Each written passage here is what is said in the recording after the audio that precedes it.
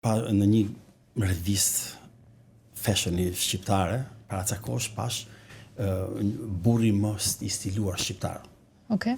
Që ishte rënd, domethënë një katunar nga veshja, nga koka. Do ta thuash kush është tash? Unë them katunar, më fal, ë.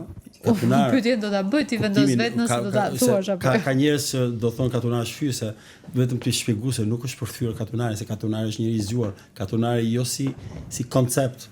Katunari i jetuarit në jo si pozicionim gjeografik. Unë kam katunari si pejorativin state of stilistik. mind, si e ka. Po.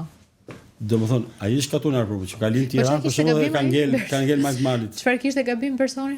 Personi, ti që nga momenti që ti blen një kostum, një markë, po. Nuk është stili jot, ç'është stil. Kush do blen një kostum?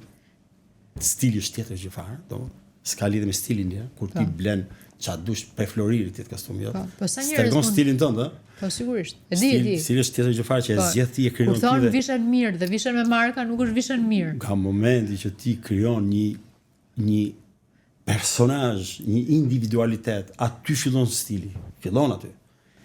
Nga ai moment është zgjedhja jote dhe ndërtimi i një stili. Po tipi aty kishte vesh një kostum pak blu.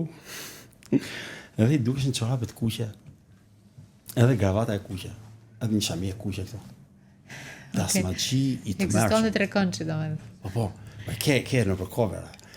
S'ka nevojë të them mirë se mu kokën e ka si katrore, kështu si patate. Jo, seriozisht se kush e di. Këtyre njerëzve në kohën e komunizmit thonë ai e ka kokën si ardh. Nuk shoh kaq revista, them drejtën. Unë nuk shoh kaq revista. Unë kam parë rastësisht edhe kam parë në e kishim vënë në një nga këto avionet. Dhe kaq sa që shave ti, unë s'pyes më kush është, se rrezikoj që ti ta thuash.